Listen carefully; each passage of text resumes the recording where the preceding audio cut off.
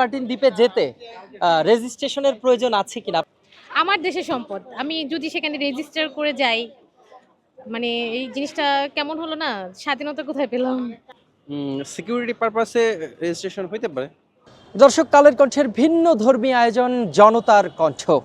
আমাদের এই প্ল্যাটফর্মটি ব্যবহার করে আপনারা আপনাদের মতামত স্পষ্টভাবে প্রকাশ করতে পারবেন। আমাদের আজকের জিজ্ঞাসা, সেন্ট মার্টিন যেতে রেজিস্ট্রেশনের প্রয়োজন আছে কিনা। চলুন জেনে নেওয়া যাক জনমত। আমার দেশের সম্পদ, আমি যদি সেখানে রেজিস্টার করে যাই, মানে এই জিনিসটা কেমন হলো না, স্বাধীনতা কোথায় পেলাম? সেখানের যে পরিবেশের ভারসাম্য সেটি যাতে বিনষ্ট না হয়, সেক্ষেত্রে অনেকে অনেক ধরনের মতামত দিয়েছে। আপনার কাছে কি মনে হচ্ছে? এখন সার্বিক দিক চিন্তা করলে তো মনে হয় যে না, মানে আহ, মানে পক্ষেই কথা বলতে হয়। যদি আমাদের মানে পরিবেশের ভারসাম্য রক্ষার ক্ষেত্রে হয়, মানে যাবতীয় চিন্তা করে, তাহলে সেই ক্ষেত্রে আমি মনে করি যে ঠিকই আছে। বাট আমাদের তো দেখা গেছে যে সবারই তো একটা ইয়া থাকে যে আমি একটা অবসর মানে ছুটিতে বা সবাই পরিবারের একটা প্ল্যানিং থাকে, সবার একদম রেজিস্ট্রেশন করলে তো সবার একটা ঝামেলা না, সবারই রেজিস্ট্রেশন করে সেখানে যেতে যেতে হবে। তো এই দিকটা বিবেচনা করলে একটু ঝামেলা করেই মনে হয়, মানে মানে রেজিস্ট্রেশন জিনিসটা না করলেই ভালো হয়। মানে সবার জন্য পরিবেশের ভারসাম্যকার যাই হোক, এখন আস্তে আস্তে করে তো সবাই সচেতন হইতেছে, এই যে সবাই মিলেই তো সবকিছু পরিষ্কার পরিচ্ছন্ন আমরা নিজেরাই করতেছি।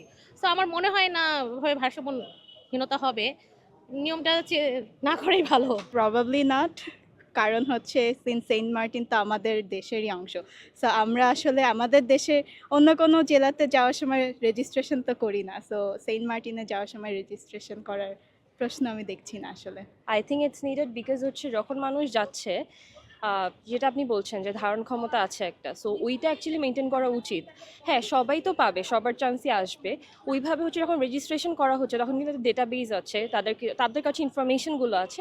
সো আই থিঙ্ক এটা করলে আমাদের যে ওই জায়গাটা যেরকম প্লাস্টিক বা হচ্ছে বিভিন্ন রকমের পলিউশন যেটা হচ্ছে, সেটা কিছু অংশে কমানো সম্ভব। যেহেতু সেন্ট মার্টিন এটা হচ্ছে আমাদের দেশের একটা আহ, একটা বিশাল বড় ট্যুরিস্ট স্পট, আই থিঙ্ক এটা খুব দরকার করাটা, আপাতত অ্যাটলিস্ট করাটা ইটস নিডেড আমার মনে হয়। সিকিউরিটি পারপাসে রেজিস্ট্রেশন হইতে পারে, হইতে পারে, নিরাপত্তার খাতিরে এটা হইতে পারে। তো বোধ করছি, কারণ হলো সেন্ট মার্টিন দ্বীপ জানেন আমাদের একটা খুবই প্রাকৃতিক সৌন্দর্যের এক জায়গা। এইখানের একটা ধারণ ক্ষমতা আছে, আমরা যদি ধারণ ক্ষমতার থেকে বেশি ওইখানে যাই তাহলে ওইখানে যে প্রাকৃতিক যে বৈচিত্র্য এটা নষ্ট হয়ে যাওয়ার অনেক সম্ভাবনা আছে। এখন এইটা যদি আমরা সময় থাকতে এগুলো না চিন্তা ভাবনা করি তাহলে দেখা গেলো অদূর 10-15 বছর পরে সেন্ট মার্টিনের যে প্রাকৃতিক যে বৈচিত্র্য এটা হারিয়ে যাবে। এই কারণে ওইখানে আমার মনে হয় রেজিস্ট্রেশন করে সেন্ট মার্টিনের আয়তন অনুসারে ধারণ যতটুকু করা যায় পর্যটক হিসেবে ততটুকু নেওয়া প্রয়োজন এবং ধাপে ধাপে নেওয়া প্রয়োজন। এইভাবে দেখা গেল এখানে ধারণ ক্ষমতা আছে আপনার সাপোজ 10,000। আমরা বাংলাদেশিরা চিন্তা করলাম যে সেপ্টেম্বর অক্টোবর মাসে আমরা ওইখানে 30,000 লোক যাব, সেক্ষেত্রে অনেক সমস্যা হতে পারে। সেক্ষেত্রে আমি এটার পক্ষে যে অবশ্যই এটা রেজিস্ট্রেশন করে সীমিত পরিসরের লোকজন এখানে যাক, আমাদের এই প্রাকৃতিক সৌন্দর্যটা দীর্ঘদিন আমাদের মাঝে থাকুক, এইটাই।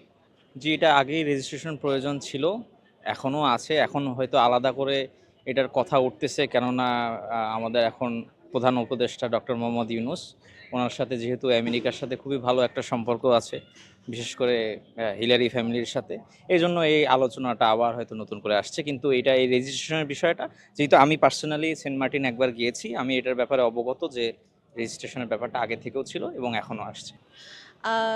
আমার লাস্ট যাওয়া হয়েছিল সেন্ট মার্টিনে গত 4 বছর আগে।